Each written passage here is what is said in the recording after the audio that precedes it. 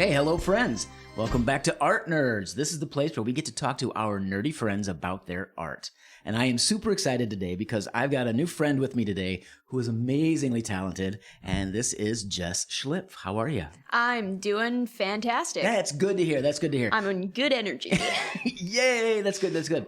I met Jess, last semester? It was about not 6 months ago, 8 months ago. Yeah, it was like September, August. Yeah. That was when the auditions for She Kills Monsters. Yeah, we did the show called She Kills Monsters, and Jess is an amazing actor, and trust me. But so I asked Jess on the show, asked what they wanted to talk about. So Jess, what is your art? I am a drag king. Drag king. Yes. Okay. Now, first of all, let's start with the term.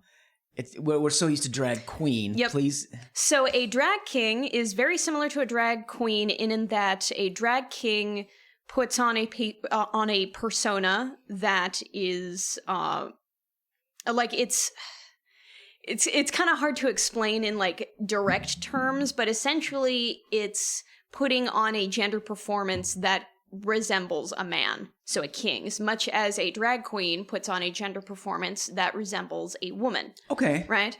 And so some people think it's like men dressing up as women or women dressing up as men is drag, but it's so much more than that. It's, because gender is an entire spectrum.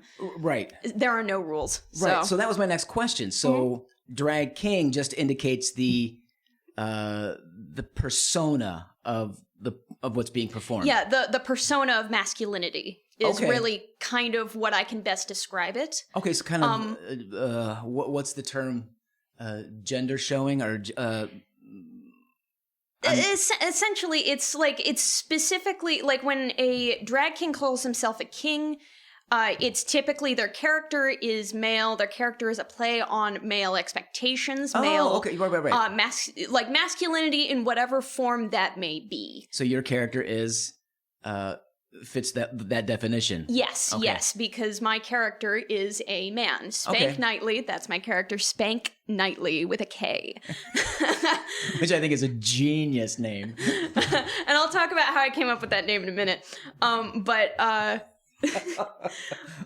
essentially, Spank Knightley is a man. I am playing a male character. Now, outside of drag, I identify as non-binary. I am non-binary. Mm-hmm. I'm they, them pronouns outside of drag, but Spank Knightley is he, him. And you'll find a lot of drag artists.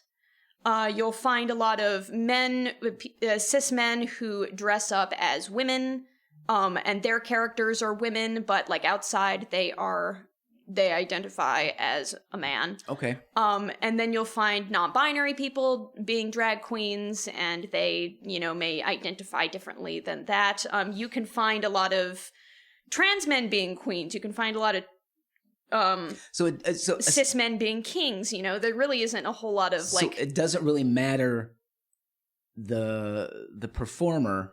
Doesn't matter where you are on the gender spectrum. Just whatever you want to put on stage. Exactly. It's it really doesn't matter what gender it is as long as you're in fact, there really aren't many rules to drag as far as like what you have to do. The only thing that makes it drag is that it is a play on gender. It is a gender performance. Play is kind of the wrong word, but if I can summarize it, it's a gendered performance. Okay, that makes sense. Would the word exaggeration be applied to drag? In many ways, yes. Is that one of the rules, or is that just one of the commonalities? I think that it is a loose rule. When I say loose rule, sometimes people do an exaggeration, and in many ways, that's how we recognize it as drag. Okay. And that's how we recognize the gendered performance. Best way that I can kind of describe it to other people is Dolly Parton. if you look at Dolly Parton, she is a drag queen because in essence, she is also kind of, her persona and her stage persona that she puts on is very exaggerated femme, right? And I would say very calculated to a certain very point. calculated, exactly. And in the opposite direction, a masculine version of that would be WWE. Oh. Like professional wrestlers, all of these characters that they have.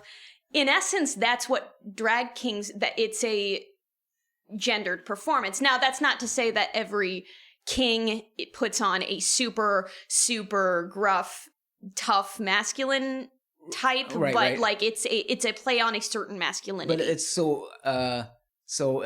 maybe another way to say it is the performer finds something interesting about either the male or the female, the traditional male or female presentation or character or stereotypes. Dare I say that? In many ways, a lot of people have that. Okay, yes. so but basically, you as your character, you find something interesting about the male world, what's represented in the male world, in the real world. So you play on that. And also, as a tiny footnote, there are people who identify as like drag things or drag monsters, in which their character is non-binary, right? And so their drag persona is non-binary. There are no rules to that. The gender performance in itself is, kind of. Am I allowed to swear? Yeah, absolutely. Yeah, it's kind of fucking with like the. Sorry, I emphasized the F word there. No, that's fine. But it's really just like it's show. And so they like to a lot of people who do more gender non-binary performances like to kind of play in between those lines and rules. So is drag about gender, or is it about performance, or it's about both? Okay. It's about both. And it's important to recognize that it's about both. Because in many ways, I think sorry if I'm too far away. In many ways it is very liberating for a lot of people, depending on how you were raised. And many of us, like the history of it, many of us grow up in a society where we have to dress a certain way or present a certain, have certain gendered expectations on us. Suppressed. A lot of people. And drag, for the centuries that people have been like playing with gender, and especially in like beginning 20th century to now, it's very much a play on the expectations of how we're supposed to dress and all that. Is that part of the fun? Yeah, that's absolutely. It is part of the fun. And some people, and you can find people who figure out more about themselves. People start off in drag and then they find out, oh, wait a minute, this is how I identify. And so you'll find a lot of, drag performers then start identifying with the gender that they are performing in. Not everyone, of course. But like it's interesting how much that kind of, it's freeing and liberating, and people kind of discover something about themselves when they do it. Interesting. I would imagine, and again, first of all, I come at this from, first of all, I'm a very old white man. So through my students and through my friends, I learn about this. I would imagine that there's a certain a confidence that emerges from the performance, from performing in drag? Absolutely. I mean, you have to be comfortable to be able to... But does that confidence roll over into everyday life then? In some ways, I mean, especially since I started drag, I found a newfound confidence in how I carry myself and Interesting. How I dress myself, how I identify with others, how I just kind of show myself off. I grew up very religious, and so I had a lot of expectations of me being very femme, and kind of like that was pushed on me. And then, I'm a lot more of a shy person. And even now, that hasn't really changed my shyness in like unknown social situations, but it has helped. Sure. And it's also, I've done theater like my entire life, and what I realized is when I auditioned for men's roles, oftentimes I feel very confident. Like, I'm like, wow, this is it. Even though I know that I'm not going to be chosen for that role, I'm like, there's a certain confidence that it gives me. Feels oddly right. Yeah. Interesting. You know? I would, maybe oddly is not even the word for it. How did you get into it, dare I ask? Okay, Sit back, here we go. do you want the funny story, or do you want the funny, made-up, exaggerated story, or the or the boring truth of it all? I'll start off with the somewhat exaggerated. Yeah, you know I want both. So there was this guy I went to high school with, right? He was one of the few gay kids that we had in class.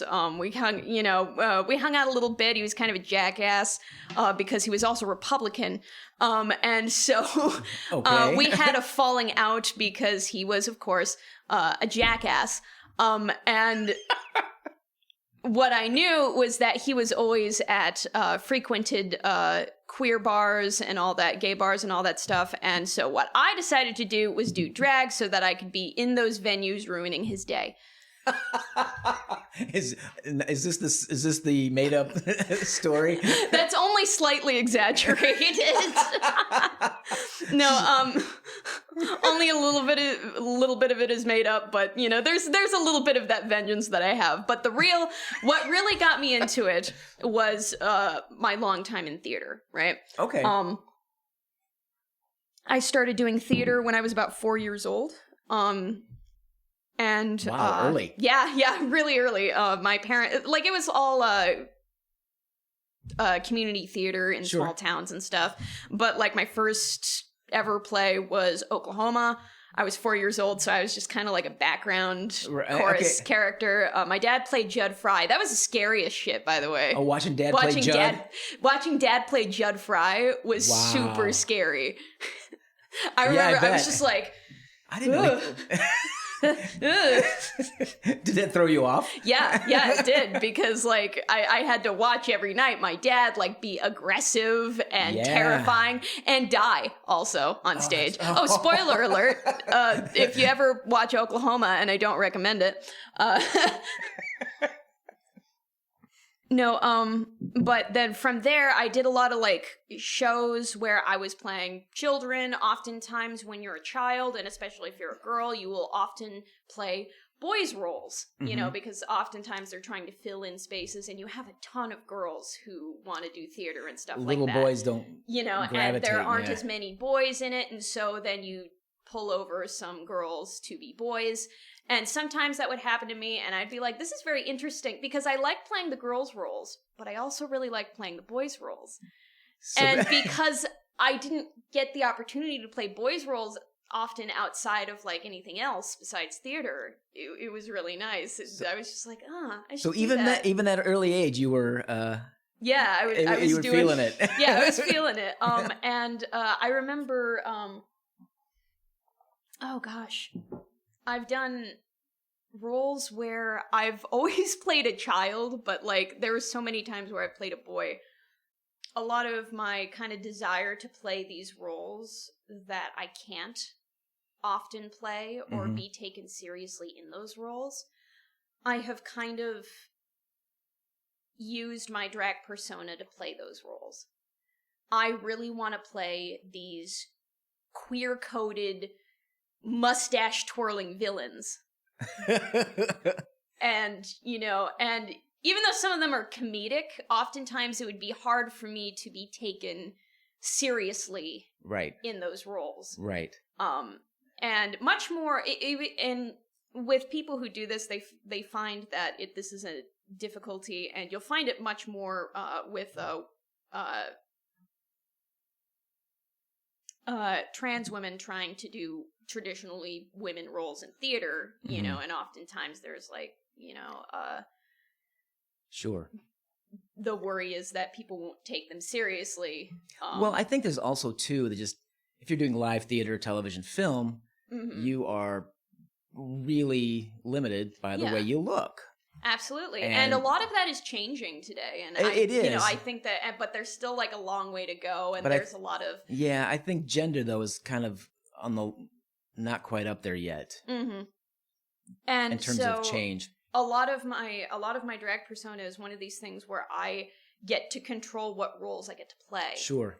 And one of my desires is to be these villain characters, to be these like cartoonishly, devious. So is that where Spank Knightley comes from? Yes, Spank Knightley is an amalgamation of all of the queer-coded villains.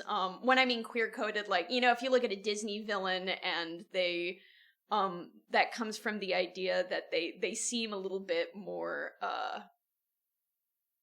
what's the word I'm looking for? They're obviously coded to be queer, which means like they're trying to show off these villains as like, somewhat like non-traditional masculinity, and that's bad, sort of femme's the wrong word, but sometimes you'll find that with a lot of like Disney. If you look at like Disney Renaissance villains, you'll find that a lot. Okay, like the Renaissance villain. Disney Renaissance is between 1989 with Little Mermaid with Little Mermaid on to then ending with Tarzan in 1999. Okay. And they've done other villains kind of similar to that, but like queer-coded villain is kind of where I pull the... Okay, for example, like Gaston. Yeah. He's overly masculine. Yeah, he's overly masculine. He's kind of an interesting case in that queer-codedness, but if you take a look at Scar, right? Scar has a lot of like personality that is more like... not traditional, like kicking down doors and, like Gaston, right. Tough. He is sly. He is, sneaky. He is, and, the idea that is sort of queer-coded because they're trying to kind of subliminally tell children it's bad to be that way. If you really think deep into it, that's kind of where the idea of queer coding. Now that has happened way before the 90s, when right? Because I think the Snow White Queen. Yeah, that's the way you're talking. Yeah, that's very evident in how that's like. But biggest example of queer coded villains would be Ursula, because Ursula is based on Divine, who is a famous drag queen from the 60s, so 70s, and whether they meant to do that or not, it's always, oftentimes it's not intentional, but like kind of like somebody subconscious brought it forward. Somebody subconscious brought it forward. And then you have these villains who oftentimes a lot of queer people latch onto. They like these villains because they show off a sort of fashionableness, they show a sort of like deviance that they can relate to. And without the evilness, I mean, but it makes sense, because I've seen, how many times do they turn, you see the cosplayers glamorize Ursula and the evil queens and all this kind of stuff. And it comes from like when you're young and you're watching these, they're trying to be like, oh, don't be like these people. But like once you feel more, you feel more inclined to like pull towards those types because you often feel villainized by society. Well, I think by the time we get older, we're like, oh, I probably would have done that too. Yeah, absolutely. Yeah. Yeah. But Spank Knightley has a lot of those characteristics. I kind of like a lot of the way that I do my makeup and my eye bags and the way that my brows are. I kind of pull from that inspiration. Okay. I also pull a lot from 1930s Fleischer cartoons, Max Fleischer. Yeah. That like that rubber hoseness kind of. Keep going. It's the way I pulled that because actually the story of how that's kind of inspired my drag is because I like to pick things that are creepy or were creepy to me as a child. And there was something always unsettling about the rubber hose kind of animation. And I specifically remember when I was 8 years old, I would occasionally stay with my grandma. My parents were in the Air Force, so oftentimes they would have to be on they'd have to go to drill. Mm-hmm. And so oftentimes I'd be babysit by my grandma. And in the room that I stayed in, there was a TV, and she had Cartoon Network and Boomerang. All the good stuff, yeah. And all the stuff that I really liked cartoons, and I really liked the older cartoons. But I remember it was late at night. I fell asleep at some point, but I woke up at around 2 a.m. I am 8 years old. I woke up at 2 a.m. I fell asleep with the TV on. When it's around 1 to 2 a.m., they show the oldest cartoons. We're talking 1934. We're talking Cinecolor. We're talking black and white cartoons. Wow. Yeah. And I wake up, and it is Those Beautiful Dames, Merry Melodies cartoon from 1934. And I remember waking up and I'm watching it. It's in Cinecolor, so you see a lot of greens and reds and oranges. Yeah. And blues. And I'm just like, this is trippy. I'm sort of scared. And also, at the end of this specific cartoon, and they did this for a year, this is before they introduced Porky Pig to say, that's all, folks. They would have various characters. But for a year they had a character who was a jester say, that's all, folks.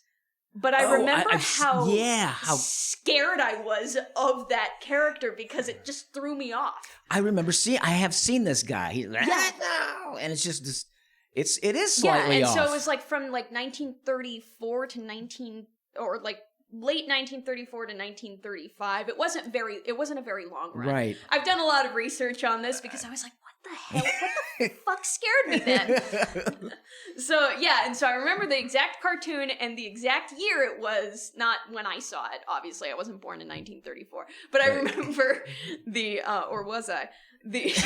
Part of you was. But I remember the year it was made, and I remember that specific time.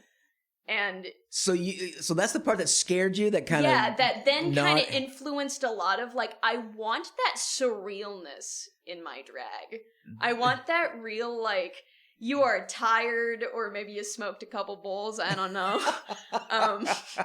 Is that what you want out of your audience? Is that what you want your audience to walk away with? Is that this is unsettling, but you want more. You know what I mean? Great. I think that's something that is enjoyable with a lot of people. Well, especially with a live performance. If you put that kind of work into it and you go, okay, that was one of the weirdest things in the world, but you appreciate the kind of the brain power that goes into that. Yeah, that's great. And, of course it's half trying to do things the audience will like, but most of it is me just wanting to do what I want to do. Right. The audience be damned at some points. Does your form of drag go over well? Surprisingly, yes, and I only say surprisingly because oftentimes I look back at what I'm doing and I'm like, I don't know if anyone else will like it. I'm doing it because I like it. Right. But it's awfully weird. And it's one of these things where bigger audiences, and I mean the bigger the audience is, it's harder to reach, but the smaller and more intimate the audience is, oftentimes they enjoy it a lot more. Okay, yeah. Oftentimes, because I'm playing for the people who will get the tiny little things that I'm inserting here and there. Okay. Everyone else can enjoy it, but occasionally there'll be somebody who's like, what was it? I remember that. That's in my brain somewhere. What did I see that? So... I'm playing on a little bit of playing with nostalgia. Yeah. A lot of, so a lot of my persona, Spank Knightley persona, is I like to call him the ghost of nostalgia. Oh. In the worst possible ways. And so I like playing with people being able to be happy and remember these songs, but I also like to play a little bit with the dark side of nostalgia. That's fascinating. Not everything that you remember is as good as it was. Some things that you remember are scary, or some things that the truth of what you remember is scary. The truth of what you remember is actually not as good.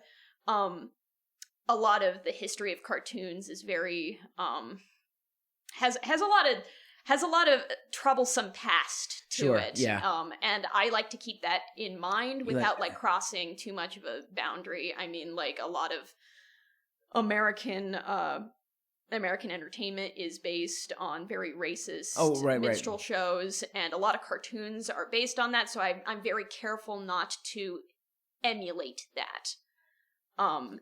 Because but you know, but you're able to reference it in the right way. Is that kind of what you're saying? Yeah, well, obviously I don't it's really hard to explain in this because like I'm not trying to make light of the bad past of these old cartoons at the same time. Like I kind of want to let people know that these cartoons had a lot of like troublesome things. Right. There was a lot of violence. There was that, you know, wouldn't rightfully so wouldn't fly by today. A lot of, you know, racism, a lot of like just absolute bad treatment of women. Sure. You know. Yeah. And we can still see a lot of that stuff today. It's just I really don't know where I was going with this point. No, that's okay. But like a lot of the... I think I think you very definitely gave me a sense of where Spank Knightley is in terms of character and... Where I do want to let the audience be in like, hey, just so you know, the past isn't always as great as we remember. Right. You know, that kind of... You're trying to be as nostalgic as possible while wallowing in that. Wallowing in that. Yeah. You know exactly what. Yeah. I get it. No, that's, and I first of all, I think it's kind of also kind of drawing in the MC from Cabaret. That makes sense. Kind of attitude about it, like this is all on stage, all this great stuff, trying to distract you, but in between, you're getting glimpses of what's going on. Right. In the real world. Yeah, it sounds very... I was watching something with some Game of Thrones things, and they are brutally sexist and, careless with life, and it's entertaining, but it's really freaking uncomfortable. Oh, yeah. And I'm sure I'm not trying to compare that, what you're saying, but it's that feeling of, oh, yeah, not sitting right, yeah. I would like to ask you about your makeup for Spank, because I've seen, first of all, Spank doesn't have one look, or does he? He does not. I've seen multiple. I have different versions of kind of like when I'm working, because I only have one face, obviously, to work with, one canvas to work with.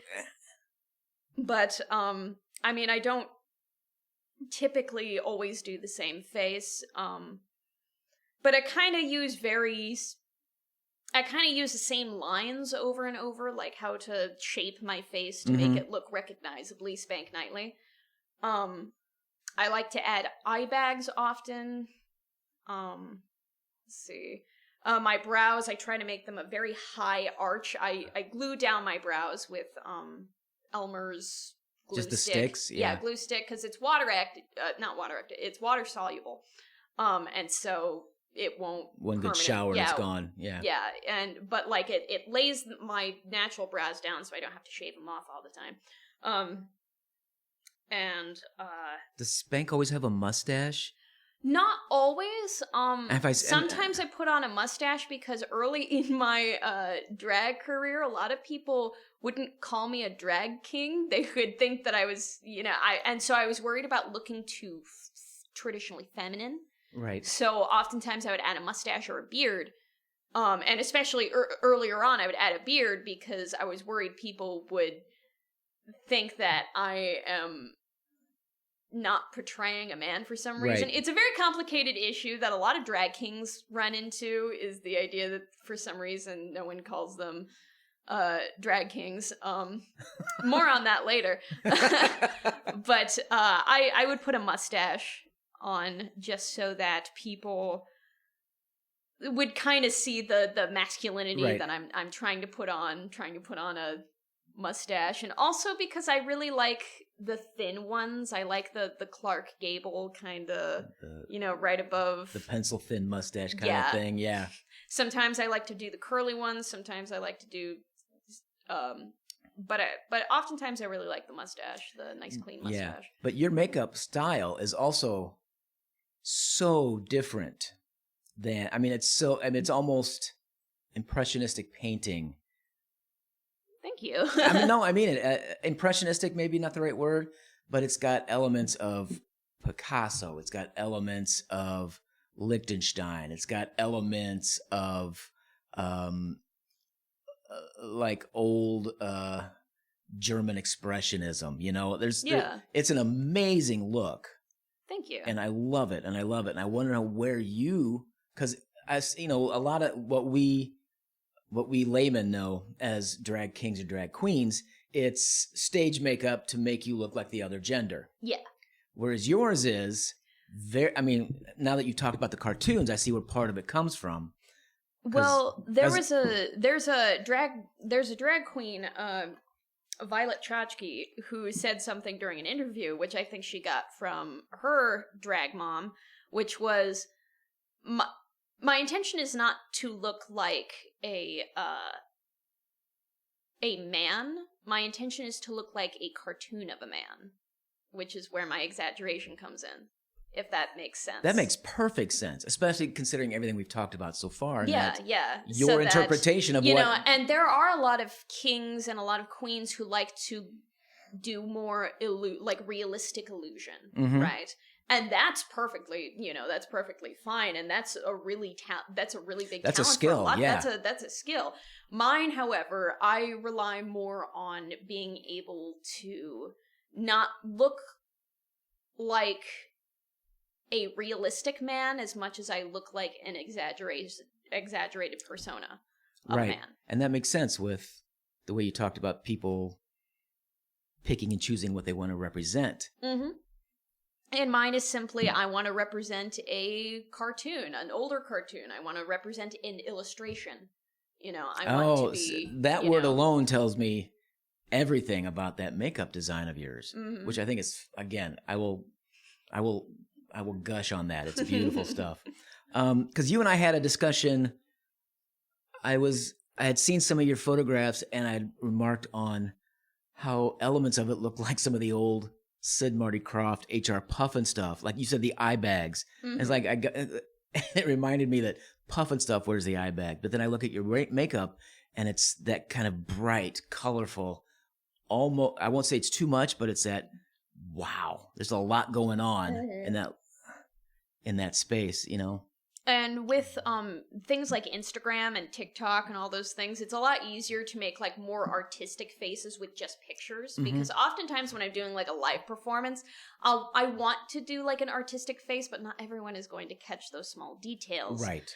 I still like to put in small details every once in a while if I get up close to somebody and they can, take a look and take a picture with me or whatever, but oftentimes I will leave a lot of those small details out during live performances. Really? Mainly because it's time consuming. Oh, and okay. if I don't want to spend 3 hours on my face just so that only 2 people maybe can see them from the stage, and especially with COVID and all that, I try to keep my space more between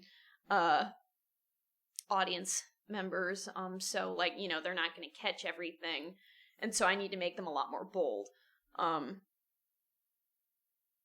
But yeah, that's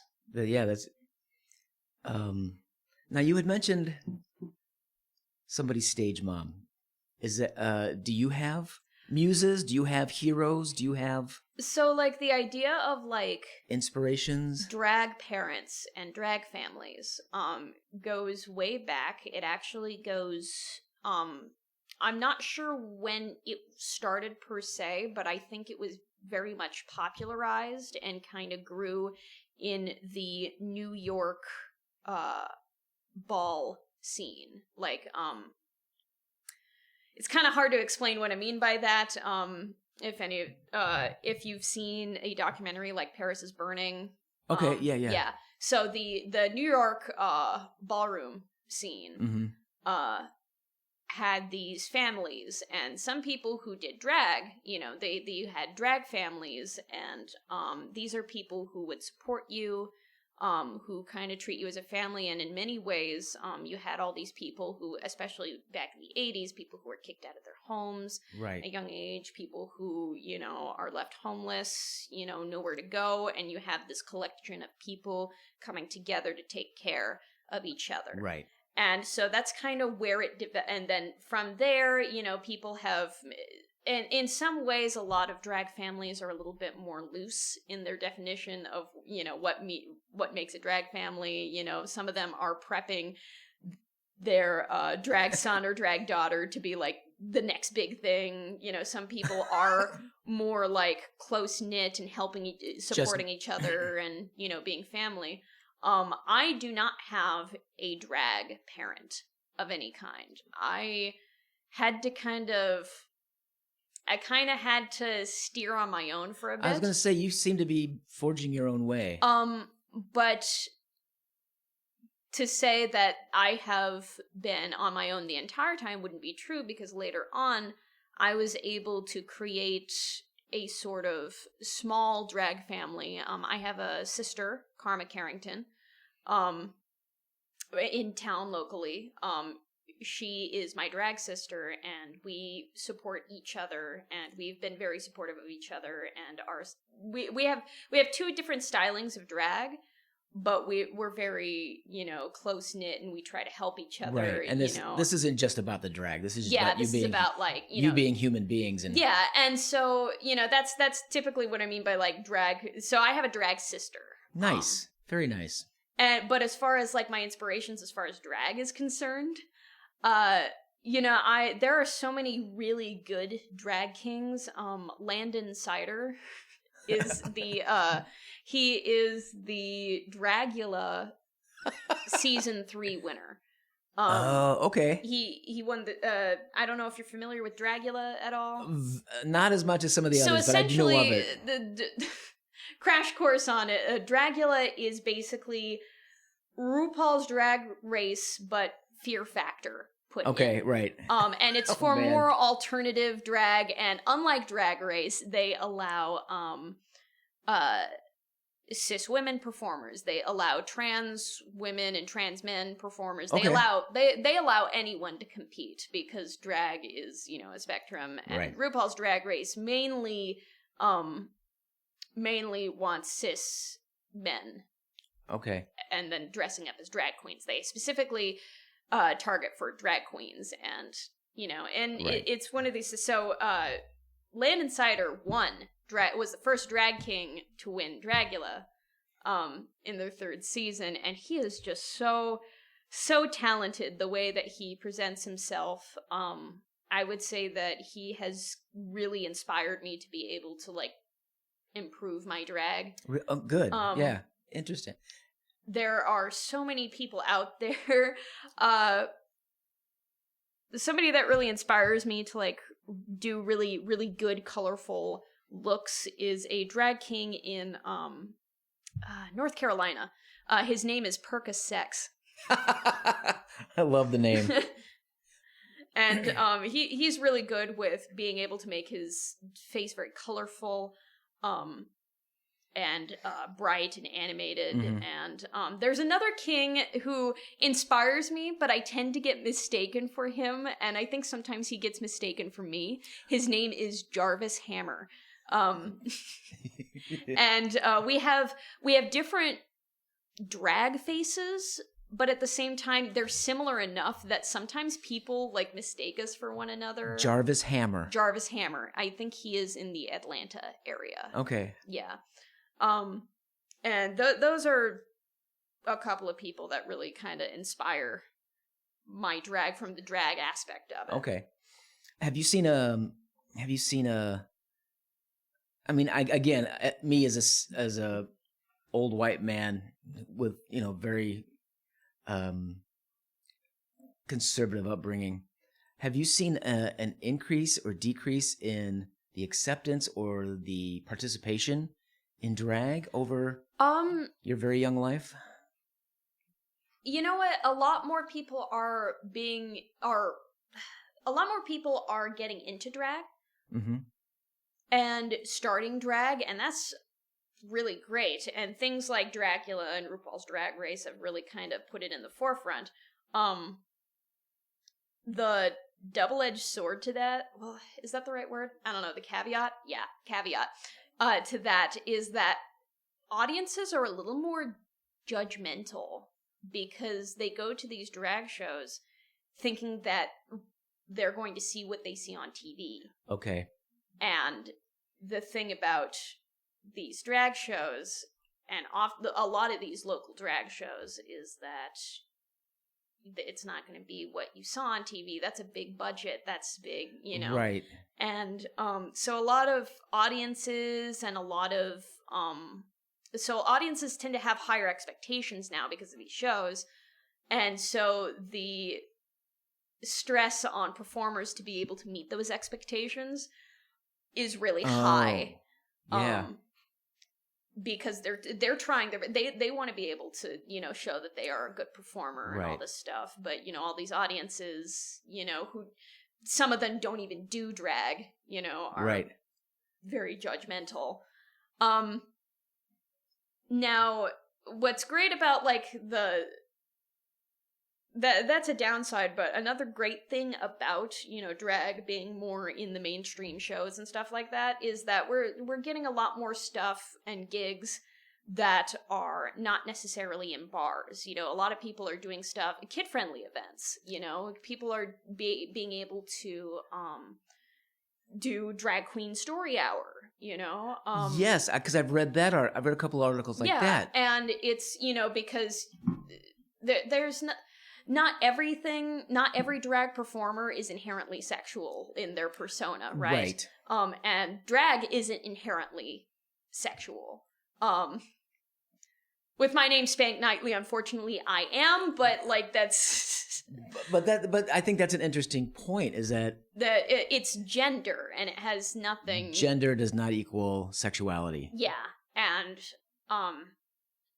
it's something kind of wonderful to show to kids because, a lot of people are like, why are they doing this? This is a very adult thing. And the only reason it's been an adult, like, art and industry is because, like, big theaters won't take you as a drag, for many years, we had to perform in underground bars. We had to, that it was relegated to adult-only spaces.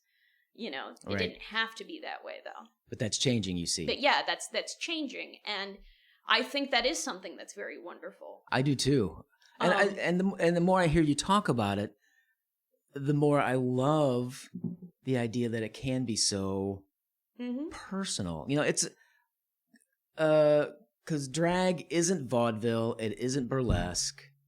It can be. It can be, but it seems to have emerged as its own thing, but it's based around the idea of people needing to express themselves and not just entertain, but to be honest with themselves. Absolutely. Or at least somehow. And am I saying that right? No, you are absolutely correct. And I think that's important for younger people to see. Yeah. And even participate in. I think there's nothing wrong with children being able to do drag. I'm going to side note that there, because the problem with that is there are still a lot of places that are mainly bars to perform at. And sometimes it is hard for underage performers to be able to perform in a place that isn't adult-oriented. Right. And not get in trouble and not put themselves in danger, But like, I think it's an art form that anyone can do. Anyone, regardless of your sexuality, anyone regardless of age, can be able to do it. Yeah. Like, and I think I tell everyone, try it at least once. If you don't like it, that's fine. Then it's not but like, try it once. I always say try it on Halloween because no one can judge you. Right. And you can feel very comfortable in that and then be like, okay. To try to, figure it out. Yeah, that's a great it may not be for everyone, and that's okay. But that's, you gotta try it to be able to That's like know. everything in life. Try it at least once. Yeah. Just to get the feel for it. Yeah, that's great advice. Okay, here. This is always one I like to ask. A question I like to ask. Yeah. Is there any other art form that you would not like to try, Any art form, or that you would not like to participate in? Not like to participate in. Well, I got to tell you, theater's terrible. It's for the lowest of the low. I would never participate in it. I've never been in a play or a musical. You lie like grandma's hooked rug. No, but I'm not sure if there's like one that I would not participate in.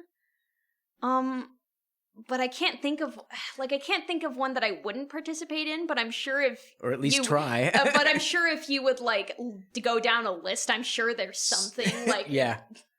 But I could not for the life of me think of what I wouldn't do. Right. I like to dabble in everything. Yeah. Yeah. Okay. Is there another art form that you haven't tried that you would like to or planning on? Let's see. There is, but I can't like specify. Like, I really want to get into animation, like specifically hand-drawn animation. Yeah, because I love animation so much. But it's such a tedious art form. And I've done it once for a basic a class in high school for a basic design thing. It was just a flip book, right? But I would like to try getting into that, but I don't know. It's so tedious, and I mean, I watch all these documentaries. I have a big hyper focus and a special interest in that sort of thing, but I don't know if I could do it. Right? Like apply it. Because your work seems to lean toward character design. Yeah. At least from my perspective at this point.